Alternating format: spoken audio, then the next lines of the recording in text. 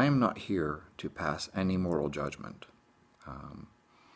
I don't think that that's my place, and I also don't think that there's a moral failing to people making decisions about what they want to do or not want to do. It's totally up to you. You can choose for yourself. And I actually don't even like talking about this topic. In fact, for a very long time I didn't want to talk about this topic, and my position has changed due to the fact that I feel that harm reduction is more important. And so I would rather be someone who talks about this kind of stuff than to be someone who just doesn't say anything and sits back while people harm themselves.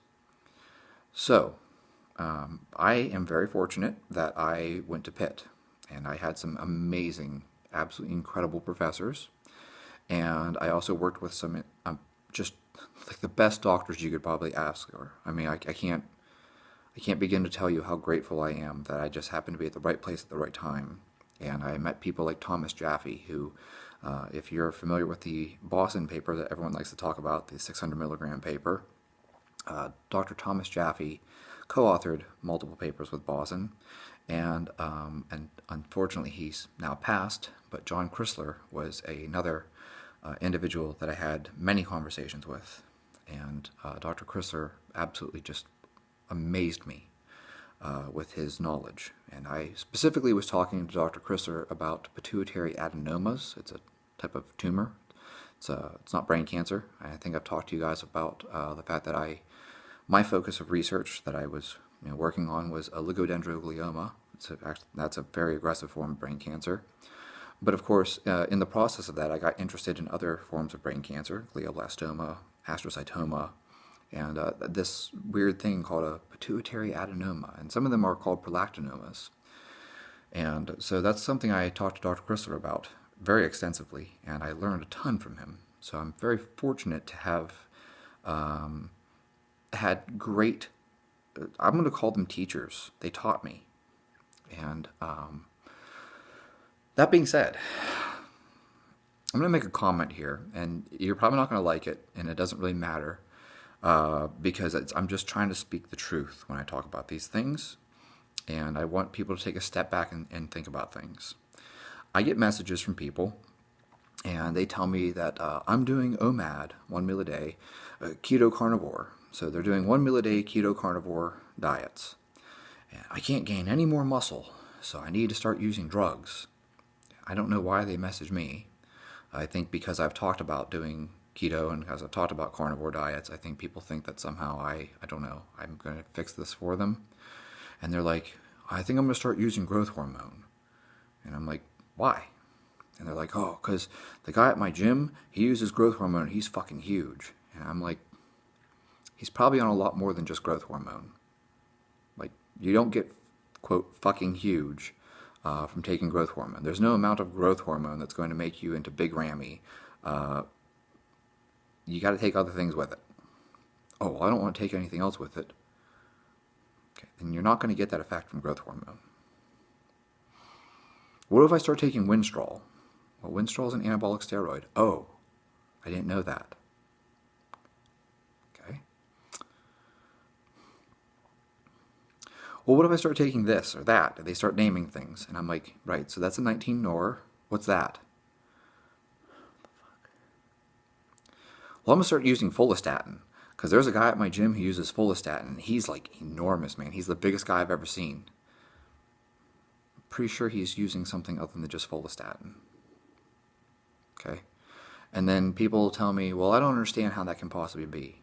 Or I tell people, well, that is suppressive. And they're like, what do you mean it's suppressive? I'm like, well, you have this HPTA feedback loop. And so, when you take these things, it'll suppress your luteinizing hormone and follicle stimulating hormone. What's that? Well, they're hormones that are produced by your pituitary gland. What's a pituitary gland? If you're thinking about taking drugs and you don't know what a pituitary gland is, that's a simple question that you should have Googled by now. You're not ready to use these things. You don't know what DHT is. You don't know what a 19-nor is. You don't know that Winstrol is an anabolic steroid?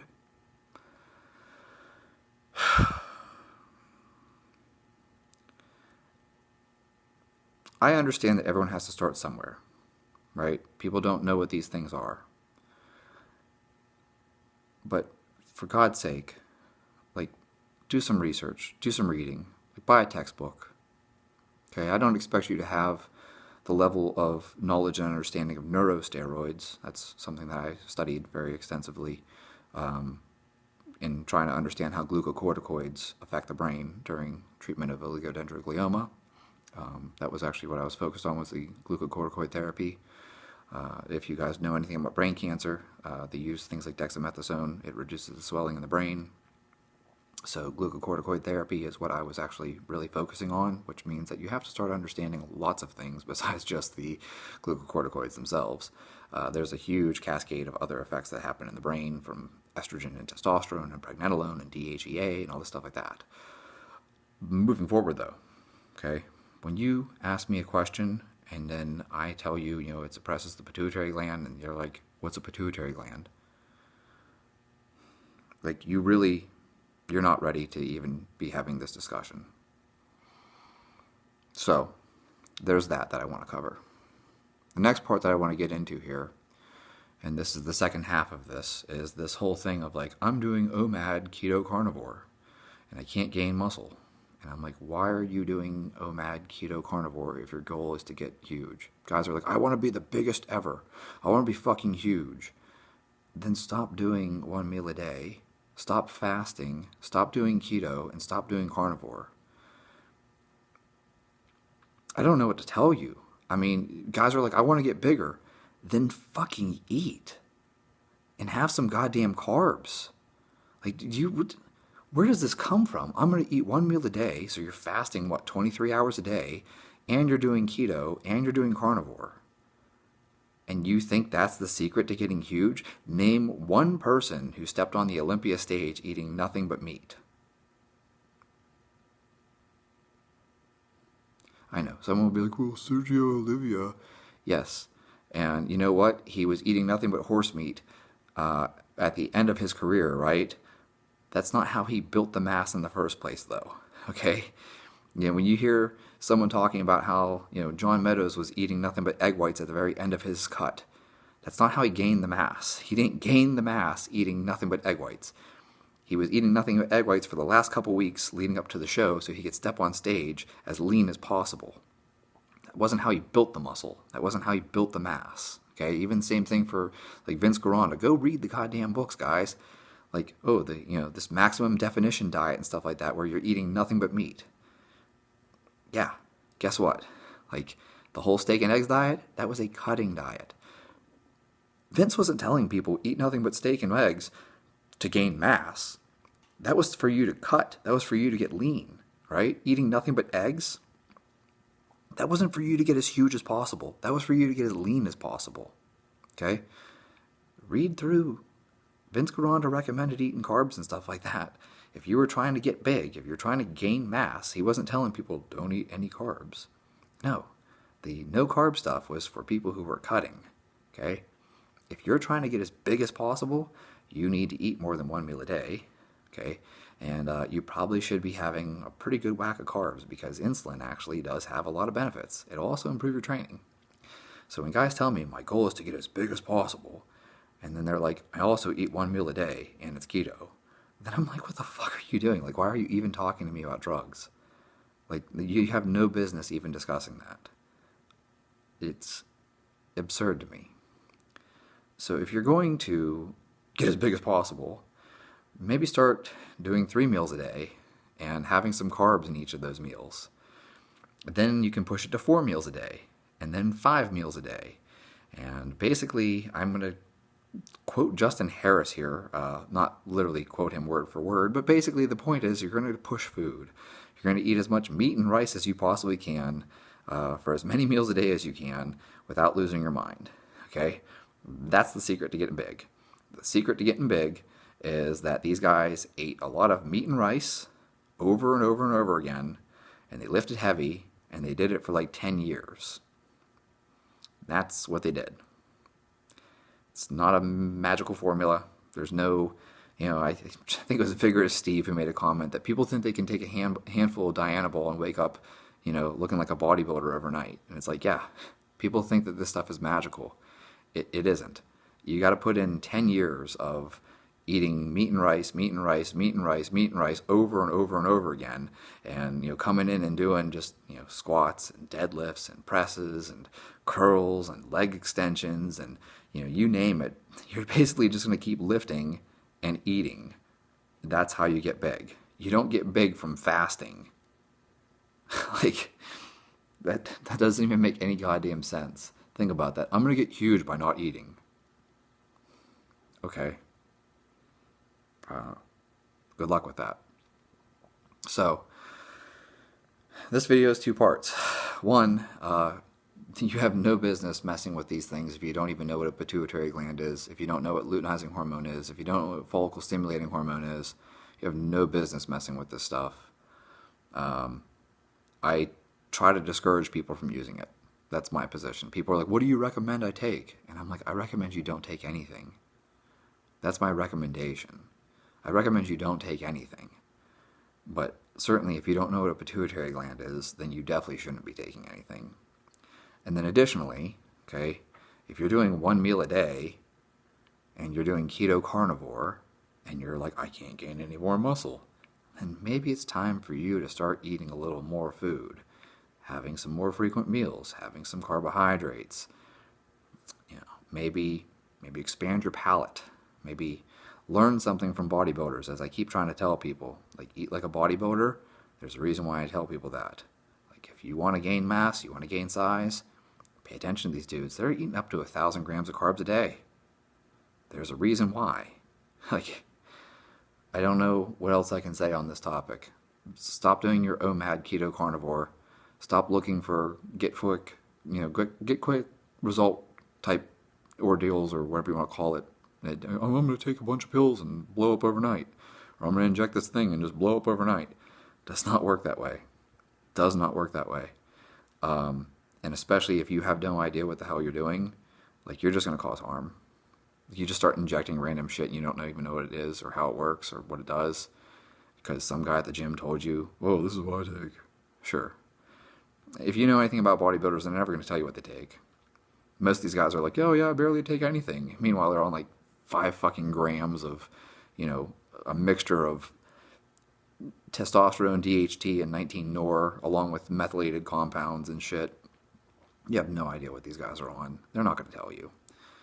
So, that's why the guy at the gym tells you, oh yeah, I got this big just by taking glutamine. I could tell you a story. I don't like to name people, but there's a certain person out there that a lot of you probably like. And I got into a discussion with him where he tried to sell me his exogenous ketone supplement. He insisted to me, oh no, the exogenous ketones are the reason why, I'm like 250 pounds of muscle. It isn't anything to do with using steroids or testosterone or anything like that. It's purely the exogenous ketone supplement that I happen to sell. And I was like, sure it is, buddy. Had another guy try to convince me that the glutamine was the secret. Oh yeah. Oh no, the tren doesn't do anything unless you combine it with glutamine. But glutamine by itself will put a ton of muscle on you. Then if you add in tren with the glutamine, you'll gain even more muscle. But it's the glutamine that really drives the muscle. And I'm like, sure. Oh, you happen to sell glutamine. That's ironic. Small world, right? So, what are you taking away from this video? One, you're taking away from this video that if you want to get bigger, you have to stop doing OMAD Keto Carnivore. Start eating like someone who's trying to get big. And then, additionally, you can't just randomly fucking take drugs. Like, you should at least do a Google search. I mean, go to Wikipedia. Like, you don't even know what a pituitary gland is. You don't know what luteinizing hormone is. Like, maybe you should educate yourself before you start injecting random shit that someone made in their bathtub. Oh, I won't eat seed oils, but I'll inject them. Okay. Seems like a weird logic, but you do you. Anyways, I'm more than happy to talk about this if it saves one person. Like I said, my goal is harm reduction. So I would like to think that when I put something like this out there, even if most people don't care about this message, one person hears it and goes, oh, you know what? I don't want to do that to myself. And that's all that would actually matter to me. If even just one person hears this and decides that, you know what, instead of taking a bunch of drugs that are of questionable origin, I'm going to eat some more food and maybe have some rice. To me, that's a win. So that's why I'm putting this out here. I would love to think that more than one person hears this message and starts eating some potatoes. But otherwise, if just one person hears this and chooses to eat better and train better instead of taking drugs, then that's a fantastic win for me. So if you guys like the video. You watched over 15 minutes of it. And, if you like this kind of content, be sure to subscribe. Comment below. Maybe you have an opinion on these things. Maybe you really, I don't know, you think that the carnivore diet is the secret to getting huge. Go ahead and tell me why. If you think that fasting is the best way for you to gain muscle, let me know why. I would love to know how not eating builds muscle. And I'm open to that. If someone can give me an explanation for why not eating builds muscle, go ahead and fire that in the comments below. I'd love to hear your explanation, or cite some research showing that not eating leads to gains in muscle mass. So yeah, like, comment, subscribe. Let me know what you guys think, and if you have questions about this, I'm more than happy to answer them, because as I said, my number one goal on this one is just, even if it helps one person, harm reduction is really important. I really think that we need to have more people talking about these things, so that we have fewer people who are ending up in, dire straits with kidney problems and cholestatic hepatitis and whatever other awful things happen to people who just randomly take things without understanding what they're doing. So I hope this helps at least one person. If it helps one person, it's good enough for me. If you're that one person, be sure to like the video.